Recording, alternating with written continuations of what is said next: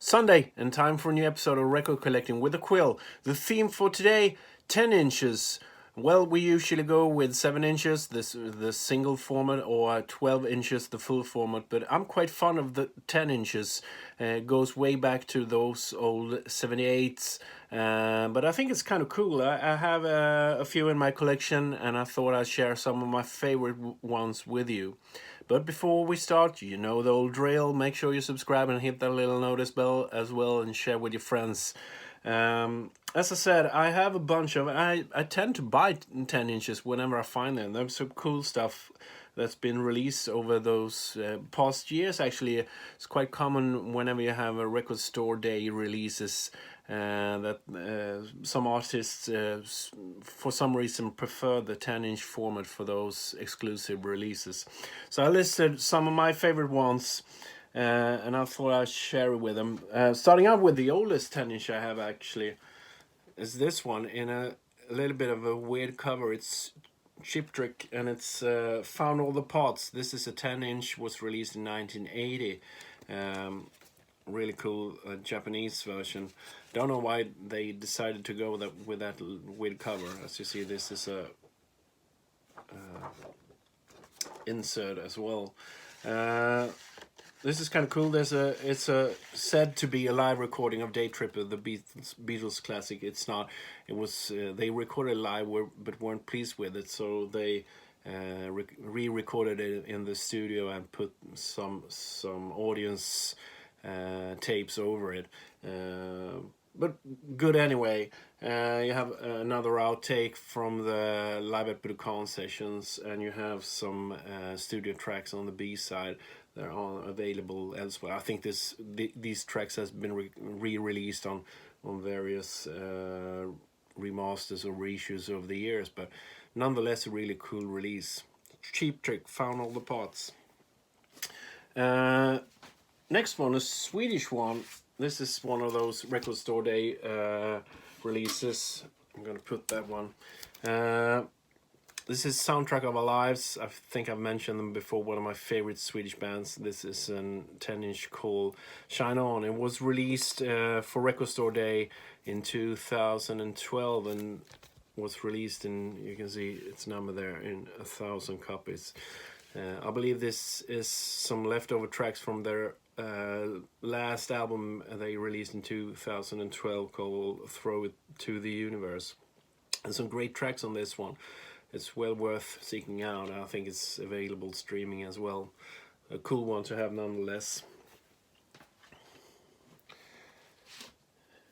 Next one, Bruce Springsteen. This is a live recording. This is from I think it's sort of when they released The Fever, the Darkness on the Edge of Town box set. They did a live show, and there's 2 tracks here. You gotta have that feeling, and also Racing in the Streets. Recorded at Asbury Park, at the Carousel Asbury Park. And what makes this one unique is the last performance ever of E Street Band together with Clarence Clemons before he died, which makes this one mandatory to have, and a rather cool one I think as well. Released as I think, as did I say it, 2011. Next up, it's a band I had really high hopes for, and I really enjoyed them. So I got to see them live once.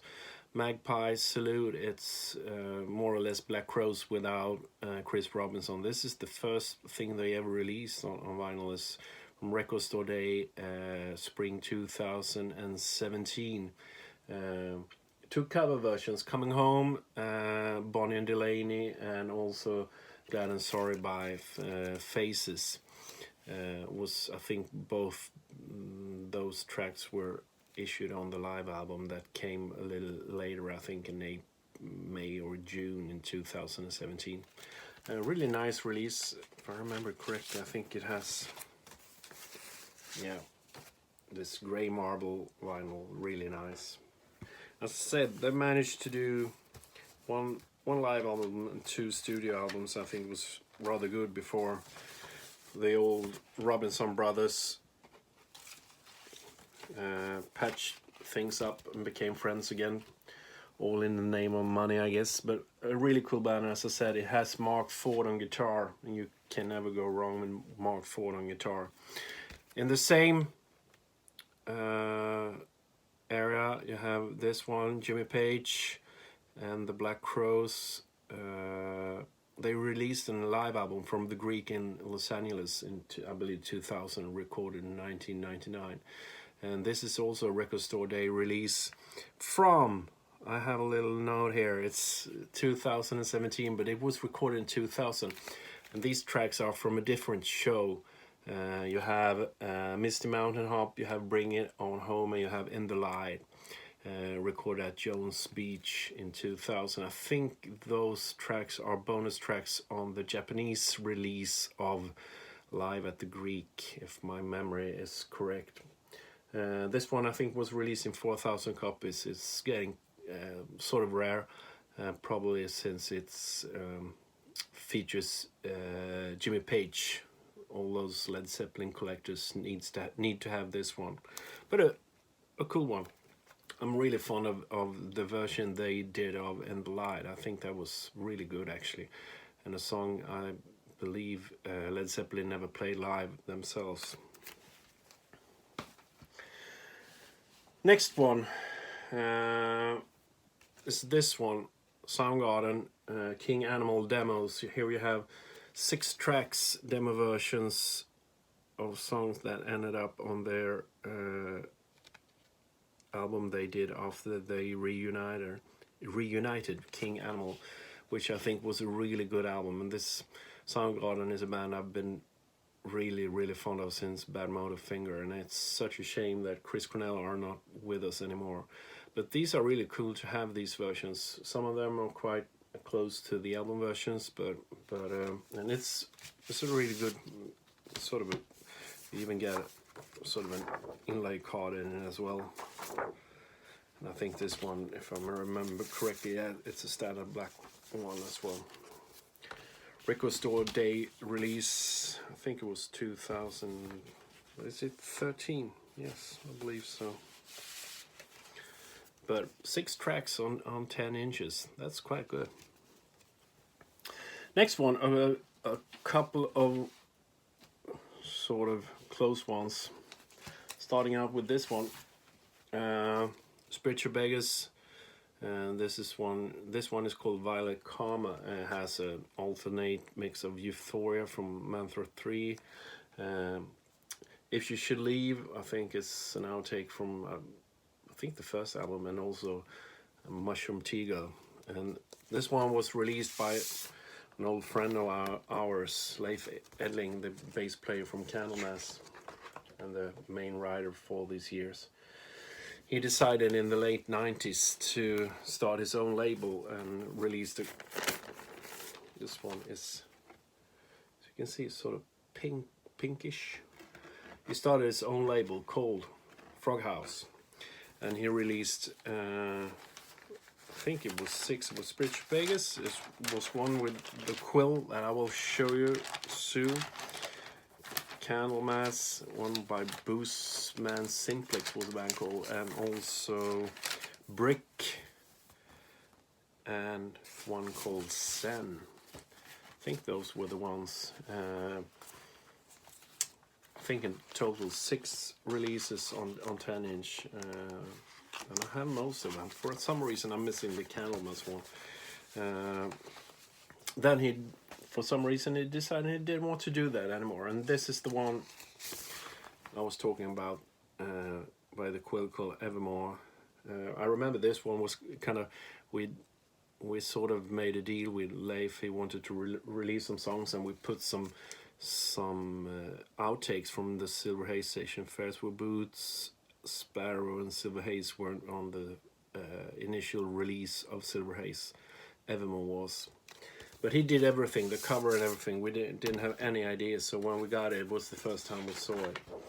I have a photo here of a couple of young guys. It was way over 20 years since this photo was taken. And this one, if my memory is correct, is a blue one. Yes, quite rare these days. If my memory is correct, I think it pressed 500 of each. It's not less, it might have been even less. Could have been 400. I don't know. Quite rare anyway.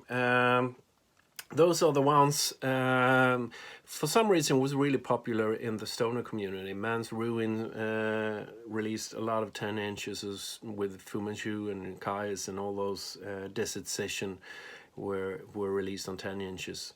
Do you have any ones in your collection? Please share which are your favorite ones. These are some of the ones I had. I have a few more, but these are the ones I decided to share with you today.